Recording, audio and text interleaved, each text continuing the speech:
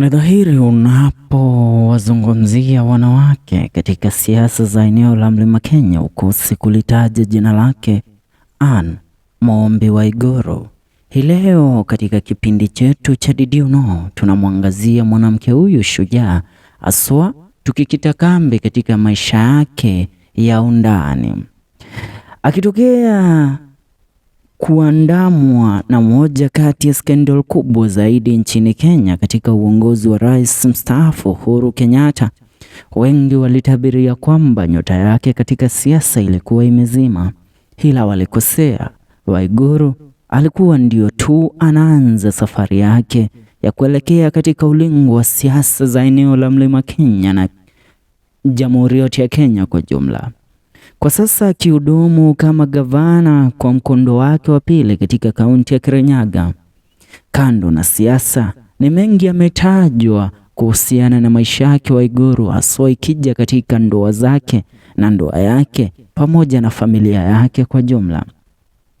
Tukisema kando na siasa, leo tunaangazia maisha yake Waiguru katika ndoa, haswa mumewe wa kwanza Waiguru aliyetambulikana kama Mr. Tony Waiguru. Kulingana na machapisho tofauti, Tony na Anne walikutana katika miaka ya 1990 1990s katika kanisa la nduguye Tony la Nairobi Lighthouse Church, na wawili wale wakaanza uchumba wao pale. Baada ya penzi lao kunoga kwa muda mrefu, Tony na Anne walichumbiana katika ndoa ya kanisa iliyosimamiwa na nduguye Tony katika kanisa lake la Nairobi Lighthouse Church. Ikumbukwe Tony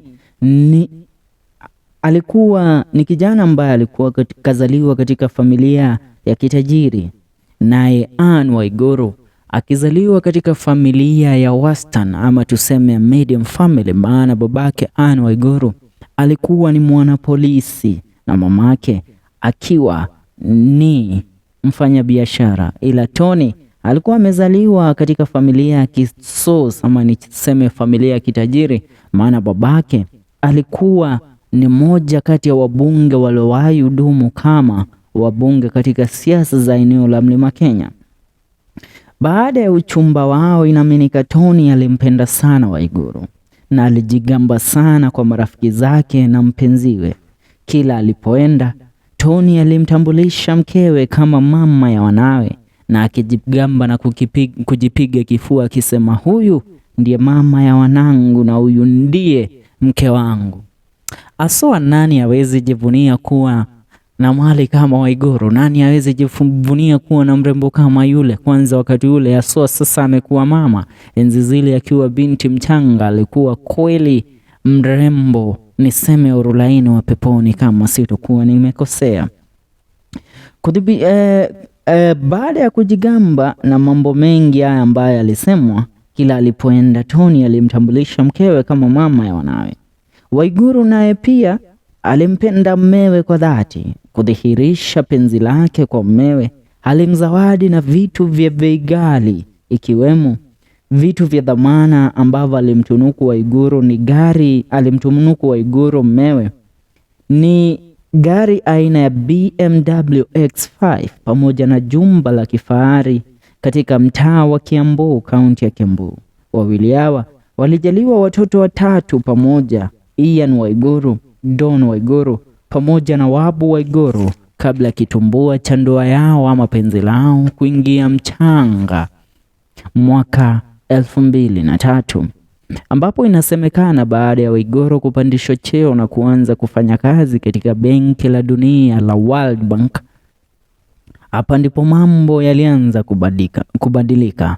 Kabla ya mafanikio ya Waiguru kazini, dalili za kutofautiana kwao zilianza pale Anne Waiguru alianza kuwa na sitofahamu baina yake na ndugu ya mmewe Tony aliyekuwa kasisi wa kanisa la Nairobi Lighthouse Church, jambo ambalo lilipelekea Waiguru kugura kanisa lile na kuhamia katika kanisa la Karura Community Church akiwa na wanawe, huku mmewe akiachwa kuhudumu katika kanisa la nduguye jambo ambalo inaaminika ndilo lilichangia pakubwa Tony kuamua ya kwamba unajua ni aje, kama umeamua kugura kanisa ambalo lilitukutanisha na mahali ambapo tulipatana na mahali ambapo safari ya penzi letu lilianza, basi pia mimi sina budi ila kutengana na wewe.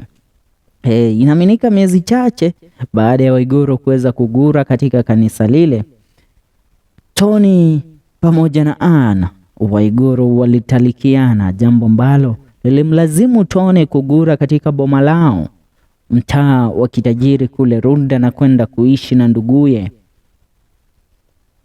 Baada ya talaka yao, maisha ya Waiguru na ushawishi wake katika siasa ulianza kupanda mpaka kupelekea yeye kuteuliwa kama waziri wa ugatuzi katika serikali ya Rais mstaafu Uhuru Kenyatta, jambo ambalo lilitia dukuduku na kuweza kueneza propaganda kuwa kulikuwa na uhusiano fiche baina ya Uhuru Kenyatta pamoja na gavana Ann Waiguru, ila zilikuwa tu ni propaganda ambazo inaaminika na Waiguru alizitaja kuwa zilikuwa ni za kumchafulia jina na kuweza kumharibia nafasi zake katika uchaguzi uliokuwa unakaribia mwaka wa 2017. Kumbuka mwaka wa 2017 ndipo Ann Waiguru aliweza kuwania kiti cha ugavana katika kaunti ya Kirinyaga dhidi yake ambaye alikuwa ni mbabe katika siasa za eneo la Mlima Kenya na pia taifa lote la Kenya kwa jumla, aliyekuwa mwaniaji wa kiti cha naibu wa rais kupitia mrengo wa Azimio la Umoja mwaka 2022, wakati ule Martha Karua akiwania kiti cha ugavana kaunti ya Kirinyaga, ila aliweza kung'atuliwa na kushindwa na Ann Waiguru. Baada ya kujitosa sasa katika ugavana Waiguru na kushinda siasa za mwaka 2017, mwaka 2019 ndipo Waiguru aliweza kumchumbia mmewe wa sasa, wakili Waiganjo Kamotho, ambapo Waiganjo Kamotho na Waiguru inaaminika hawakuweza kupatana tu mwaka 2019 na wakaamua kuchumbiana. Uchumba wao na uhusiano wao uliweza kuanza miaka 10 kabla ya wao kuweza kuhalalisha uhusiano wao na kuchumbiana katika harusi ya kitamaduni ya Kikuyu ambayo iliweza kuhudhuriwa na Rais wa Jamhuri ya Kenya Uhuru Muigai Kenyatta wakati ule pamoja na naibu wake William Ruto. Jambo ambalo liliweza kuongelewa sana kwenye mitandao ya kijamii. Waiguru na Kamotho walikutana mwaka 2009 ikiwa ni miaka 6 baada ya talaka yake Waiguru na mmewe wa kwanza Tony Waiguru.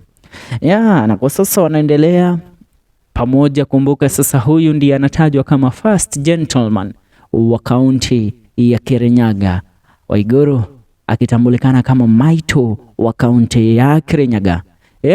Hii ni hadithi fupi kulingana na maisha yake Waiguru katika ndoa, hasa ndoa yake ya kwanza na mmewe wa kwanza Tony Waiguru na mmewe wa pili ambaye ni mmewe wa sasa wakili Waiganjo Kamotho. Kwa sasa wadau, usisahau hii ni channel ya kwetu ambapo tunakuletea taarifa ambazo zinajiri katika sehemu tofauti nchini. Kipindi hewani kikiondoka ni Did You Know? Je, wajua? Pata kusubscribe, tuungane katika video zetu zijazo wadau.